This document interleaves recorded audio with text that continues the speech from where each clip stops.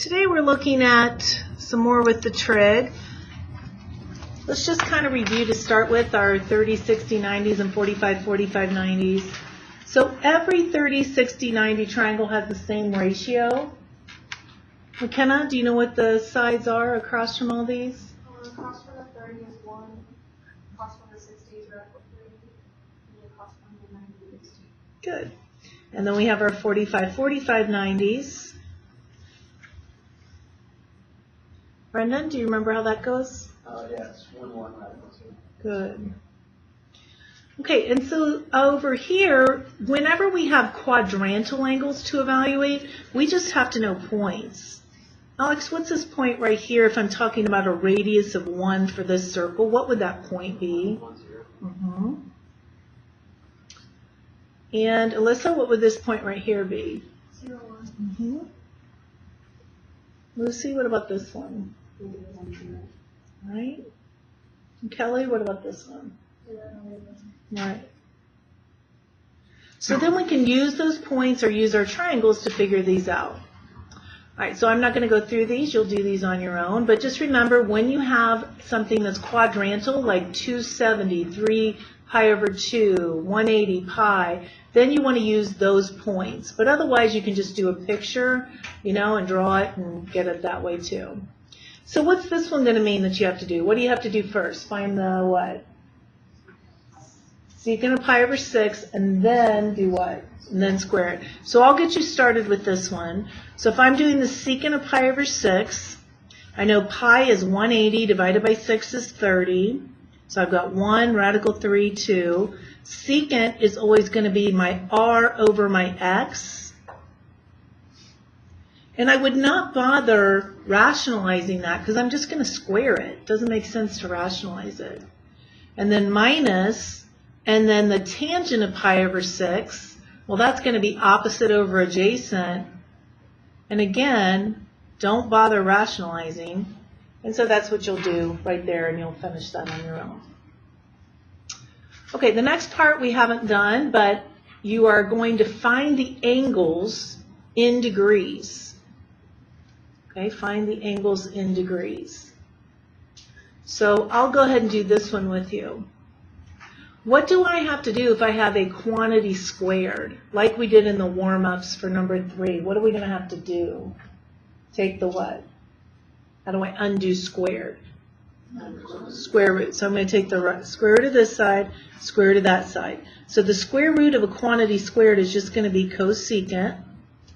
And then what do I have to put in front of the radical 2?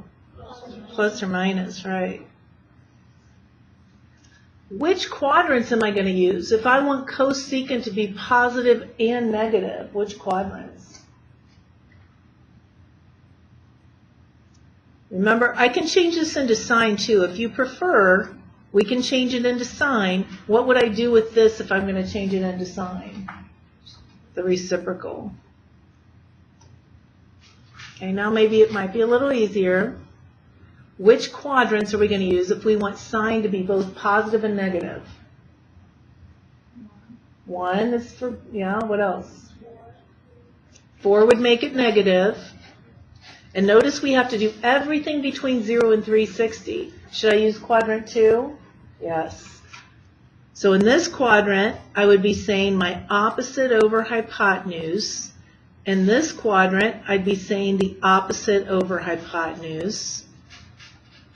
In this quadrant, my opposite would be -1. Hypotenuse is always positive. So this is the way our picture would look, isn't it? We'd have to use all 4 quadrants. And then we have to do our angles in degrees. Can anybody tell me what the reference angle is? 30. If I have a 1 and a radical 2, look back up here. It's a 45, isn't it? So this is going to be 45. Okay.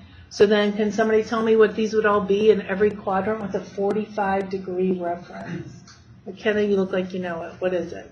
Pi over 4. Well, we're just in degrees, though. I'll just say 45. 135.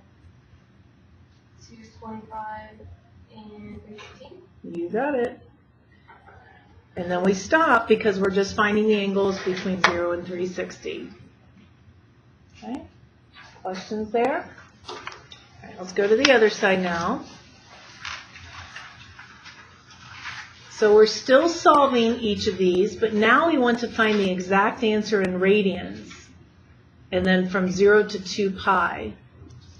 Okay, so we're going to keep that in mind. Now we're doing radians. Okay, so I'm going to do number 5, and you'll go back and do the others. All right, so for number 5, my goal is to solve for theta. So I need to first of all get cosine by itself. Anybody know what to do first? Divide by 2. So I get cosine squared theta equals 1/2. Now what? Square root both sides. Now it's kind of like the other one. Cosine theta equals plus or minus. Radical 1 is 1. Radical 2 I just keep. Well, based on what we did before, what's the reference angle going to be? 45, right? Okay, who can name all the, because we know we're going to have to use, whenever we have plus or minus, we have to use all the quadrants. Because cosine's going to be positive in quadrants 1 and 4, but cosine's going to be negative in 2 and 3. So we have to use all the quadrants. Can somebody tell me what they would be with a 45-degree reference, but in radians?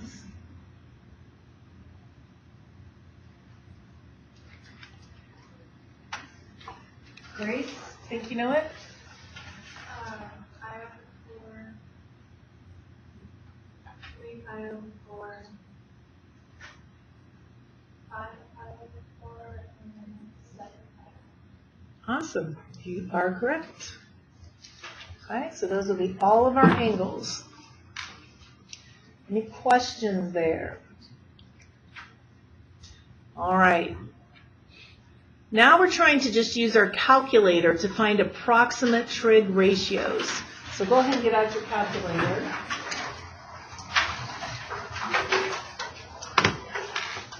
I'm going to have you go back and do all of these, so I'm just going to add some other ones down here at the bottom. Okay, so the first one we're going to do is going to be the sine of 47 degrees.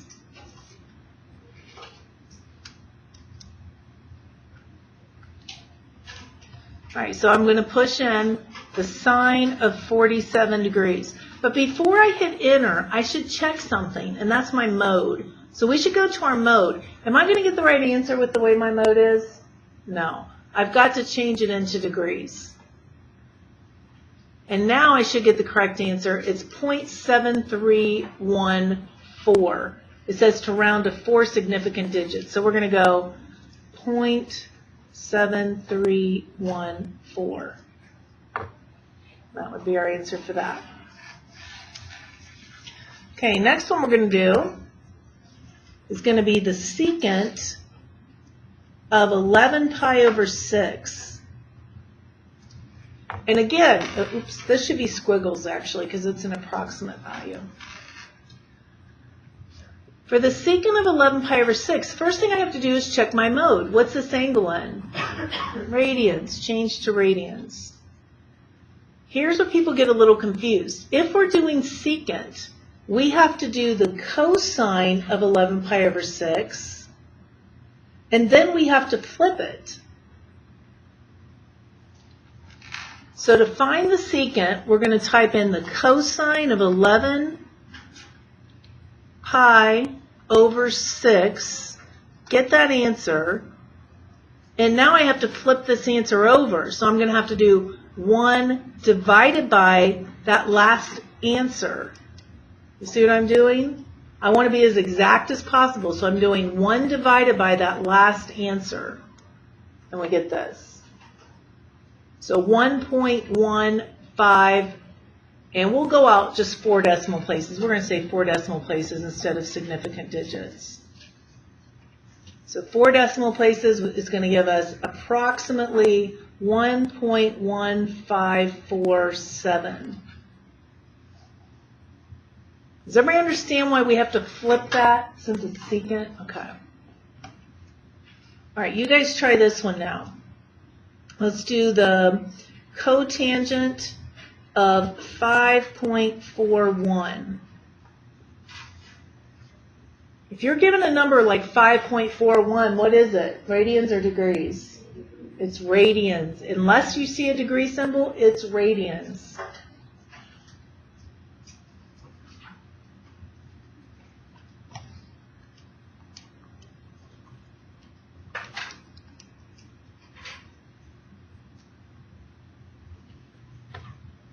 Did you get this? Negative 0.8382.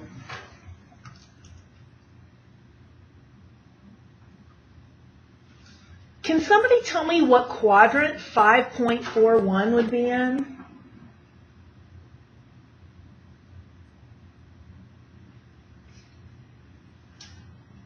Anybody know? What does 5.41 radians mean?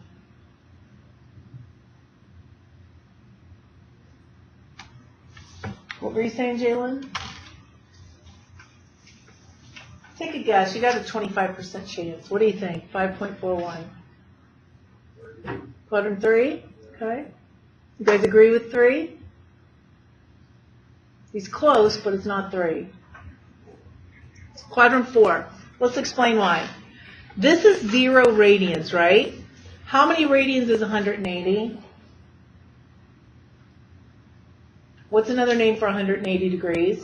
Pi. What is pi? Approximate. So this is 3.14 radians, right? Okay, this is 90 degrees. What is that? Pi over 2. So do you know what 3.14 over 2 is? 1.57, right? So then down here, this has to be what? 3 pi over 2, right?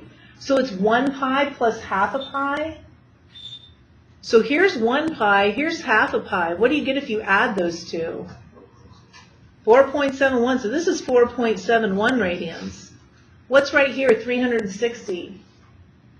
It's 2 pi, right? 2 pi. So what's 2 times 3.14? Did you guys do this last year with the radians in decimal form? Some did, some did not. Okay, so here's, can you see now why 5.41 would be in this quadrant because it's in between those two numbers? And isn't tangent and cotangent, aren't they both supposed to be negative ratios in that quadrant? So it kind of makes sense. Okay. All right. On the back, I want you to be able to do this as well. I want you to be able to write these angles in radians. So I'll just go through and do everything for 30 degrees. 30 degrees in radians, what is it, everyone? Pi over 6. If I want the sine, cosine, and tangent, if you need to go back to the picture, you can. Some of you may have this memorized. But if I'm using 30 degrees, the sine's going to be opposite over hypotenuse. The cosine's going to be adjacent over hypotenuse. And the tangent is going to be opposite over adjacent.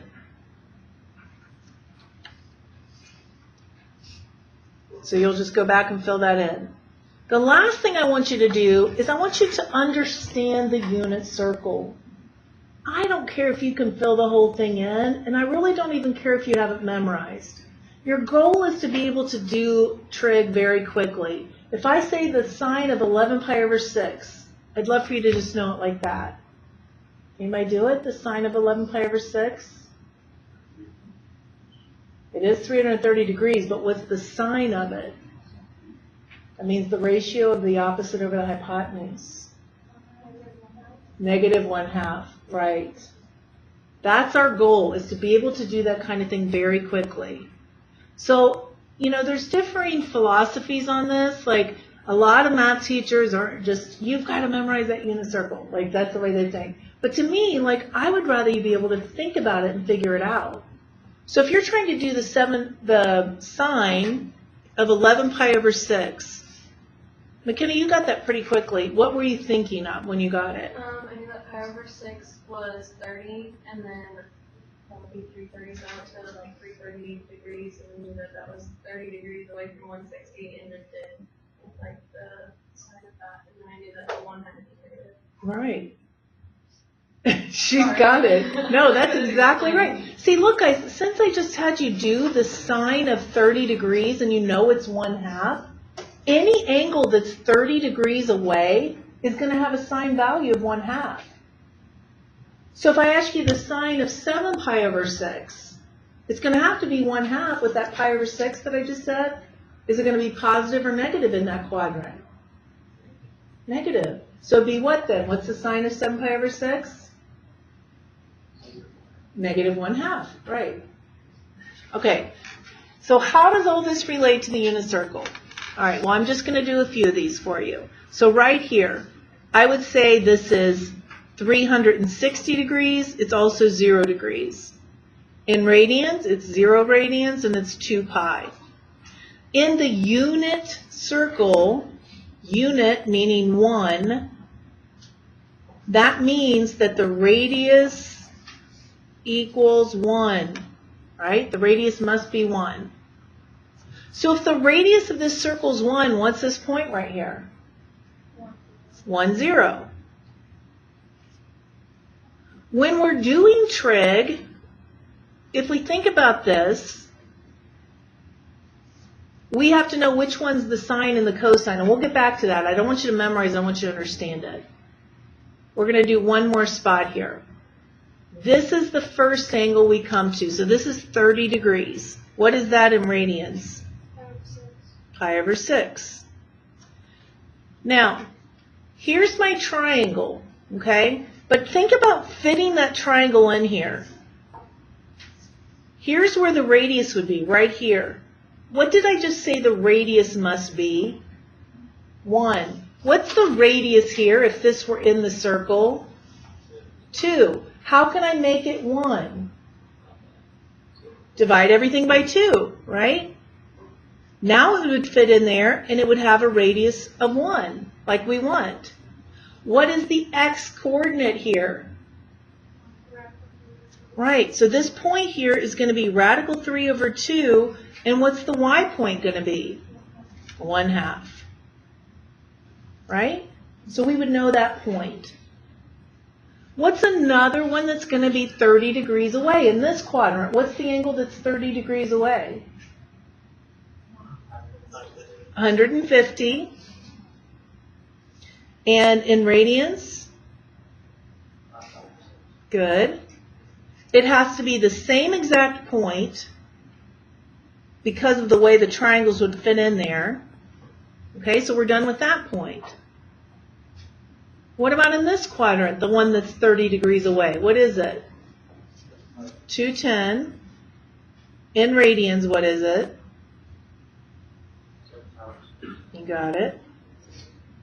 The point's the same, radical 3 over 2, 1/2.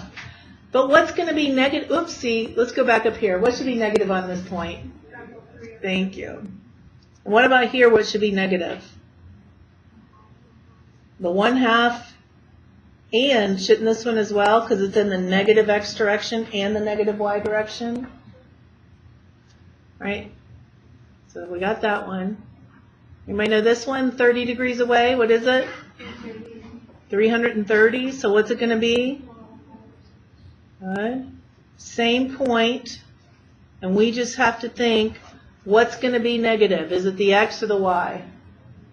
The y. Okay? I'm going to do 45 with you, and then the rest you'll fill in on your own. Okay, 45. 45, 90. The sides, we said, go 1, 1, radical 2. But what did we say that this hypotenuse or this radius, if I'm going to fit it in here, what does this radius have to be? 1. So what do I have to divide this by? Radical 2. Everywhere gets divided by radical 2. All right, so right here, 45 degrees. What's that in radians? Pi over 4. So this point in the x direction, it's 1 over radical 2, but you're probably used to writing that as radical 2 over 2, right?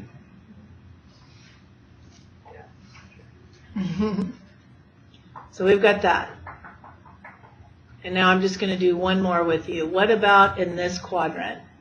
What would it be in quadrant 3 that's 45 degrees away? In quadrant 3, though, not 2, 225, right? And in radians, how many 45s would that be? There's 1 45, 2 45s, 3, 4, that's 5 of them, isn't it? So it's the same point.